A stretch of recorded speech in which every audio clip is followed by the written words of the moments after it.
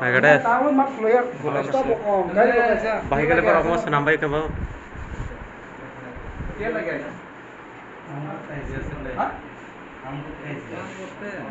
सिमना में अभी भी वो पुलिस स्टेशन में है। मैं इसका वीडियो रिलीज करूंगा थोड़ी देर में।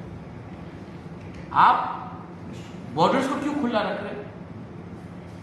कुछ कुछ जगह में आपने सील किया है और कुछ कुछ जगह में आपने बॉर्डर को क्यों खुला रखा है?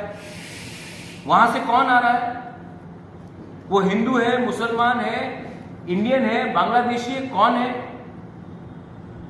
ड्रग स्मगलर है।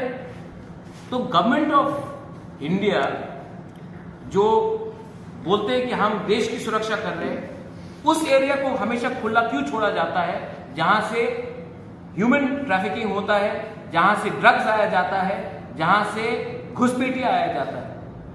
ये सब वोट बैंक का पॉलिटिक्स है। आज मैं ग्रेटर त्रिपुरा लैंड इसके लिए डिमांड कर रहा हूं क्योंकि गवर्नमेंट ऑफ इंडिया ने हमको सुरक्षित नहीं रखा है। हमारा बाउंड्री को आपने सील भी नहीं किया, और आपने सील नहीं किया तो इससे नुकसान किसका हो रहा है? हमारा देश का हो रहा है और हमारा स्टेट का हो रहा है। सिमना में हुआ है। We will put up the video very soon as I speak. अभी जैसे मैं बात कर रहा हूं, जो बांग्लादेशी घुसपैठिया है वो सिमना के पुलिस थाने में है। हमारे एमएलए ने एप्रीहेंड किया है, हमारे त्रिपुरा वॉरियर्स ने एप्रीहेंड किया है, लोकल पीपल ने एप्रीहेंड किया है। आप ये बात मालूम कीजिए कि कैसे आज के दिन 2022 में हम आजादी के अमृत महोत्सव मना रहे हैं और ये लोग आसानी से बॉर्डर क्रॉस करके त्रिपुरा एंटर कर रहे हैं। How are they possible? How is it possible? आप ये मालूम कीजिए।